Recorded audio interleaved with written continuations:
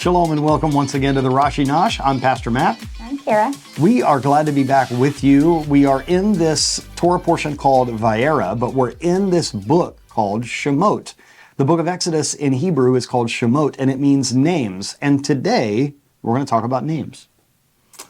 You were given a particular name. Your name is Kara, and that is because your father was studying Greek in seminary, correct? Mm-hmm. So what's the story with your name? My name means joy. Joy. Mm-hmm. And that is why our oldest daughter, her middle name is Joy. So she's kind of named after you in a way, even though her middle name isn't Kara. But since your name means joy, my given name, my birth name is Matthew. I go by Matt, but my name is Matthew, and that means gift of God. Rabbi Shapira gave me a Hebrew name, Matan, and Matan is kind of related to gift. Natan is gift, but Matan is giving. And so he said to your parents, you were a gift, but you're going to be giving in ministry, and so I give you the name Matan. So that is why sometimes in other circles or in other videos, rather than calling myself Pastor Matt, I'm Moreh Matan, or a teacher who happens to be named Matan.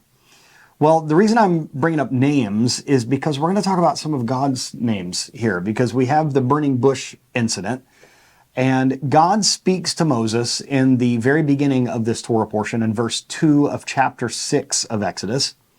And God spoke to Moses and said, I am Hashem, and I appeared to Abraham, to Isaac, and to Jacob as El Shaddai, but through my name Hashem, I did not become known to them.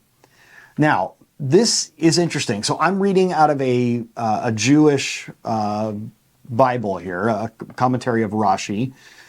And so when we say the word Hashem, that just simply means the name. Ha, H-A, is the definite article, the, and Shem means name.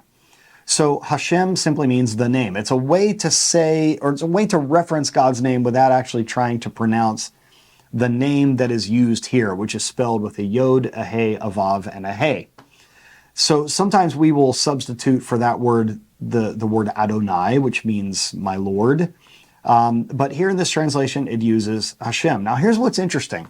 This is the first time that this particular name is used in the Bible, the first time that God introduces himself with this name. And what's cool is all of God's names have a meaning behind it that has to do with one of his attributes. Just like your name means joy and my name means gift. So this name of God refers to his attribute of mercy. So, for instance, another one of God's names is Elohim, and that has to do with his aspect of judgment. So another name that's mentioned here is El Shaddai.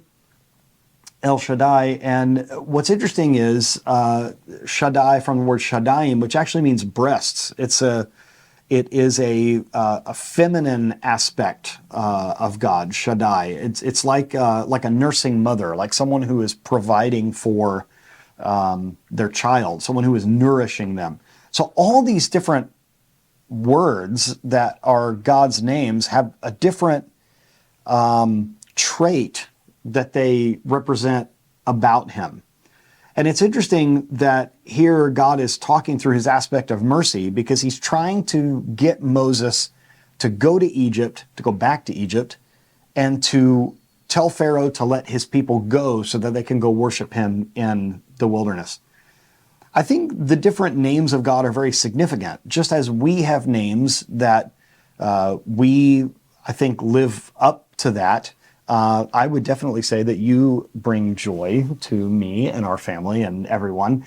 I remember at our wedding, your father saying to me that he prays that you would be as much a joy to me as you have been to him. And I can say that is absolutely true.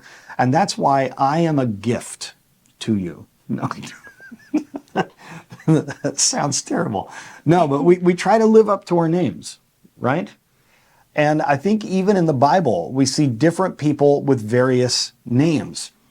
In the last book of the Bible that we were in the end of Genesis, we learned about Benjamin, who was originally named Ben Oni, son of my pain, but then his dad said, no, I'm not going to let my son have this name. He's going to be son of my right hand, Benjamin. So I think the same is true with God. And I think in different times in our lives, the Lord works in our lives in these different ways.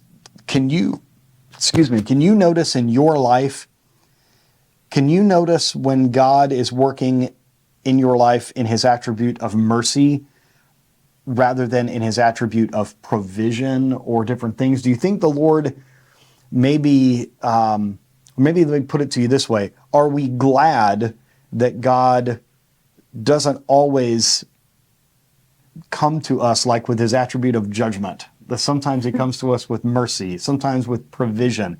He has all these attributes, and I think he's forever dealing with us in the way that we need in that moment. What do you think about that? Absolutely. Yeah. I feel like it's only God can do, that it's just always the perfect way. You know what I mean? Just like the perfect parent. Like, you just, if you've made a mistake, then, he's merciful. And if you are, desperate for something, then he provides. And that's what we all wish we could be, in our lives, that perfect reaction to what everybody else needs. But yes, I'm very grateful that it's not judgment all the time, because that would not be fun, because obviously we make a lot of mistakes, and so we would get a lot of punishment. But yeah, it does seem like he just is the right thing at the right time every time. Well, it's interesting the way that you put it like that, because this name that we've lost the way to pronounce it, and the Jewish tradition is that we don't even attempt to, because the Yod and Hey and Vav and Hey that sometimes people try to pronounce, it's one of these things that it is an acrostic for a 72-letter name that I don't know that I'd even attempt to pronounce a word that has 72 letters in it. But anyway, we typically in English translate this word in a different way than Jewish people translate it, because we translate it as I am that I am, which is, the word am is kind of just, it's very present, right? I am that I am. But if we were to really translate this more literally, more correctly, this name really means I will be what I will be. And to me, that goes perfectly along with what you were saying. It's like a parent who is exactly what the child needs in that moment. There are times when a child needs a scolding, and then there are times when a child needs a hug. There are times when God approaches us in a different way. And this speaks to this personal name that he has, that I will be what I will be. He's going to be what we need in every single situation. And I think possibly that needs to be an example to us to be what our children need at the moment, what a friend needs at that moment, what a parent, what someone else in our life needs at that moment. Not every situation is appropriate for every single type of attitude. And I think we need to remember that some situations call for some sensitivity, and some call for some boldness. It just depends. And so that I will be what I will be reminds me of what Paul says when he says that he tries to be all things to all men, so that by all means he might win some. I think that's a wonderful way for us to look at that. So I have a challenge for our viewers this week, and that is, before you react to a certain situation, maybe ask yourself, what does the person that you're addressing need in this moment? What do they need most? Not what do you want to get across, because maybe you're frustrated and maybe you want to vent a little bit. But what does the person that you're dealing with need in that moment? Whether that's a child or a friend, a family member, a loved one. What do they need in that moment? And if we are supposed to be imitators of God, then I think we need to imitate this aspect as well, is that we have these different aspects to our personalities depending on the situation. God will be what he will be, and he's exactly what we need in the moment. We should imitate that. I think it's good advice for all of us. So we hope and pray that this lesson has been a blessing to you. If you'd like to subscribe to this channel, I do recommend it. That way you can see all the new videos that we have. Hit that notification bell so that you know when a new video comes out. We are so glad to be with you each and every week, and so we will see you next time for the Rashi Nosh. Once again, I'm Pastor Matt, and this is my lovely wife, Kara. It's our joy to be with you. We will see you next time. Shalom and Kol Tuv. All the best to you and your family.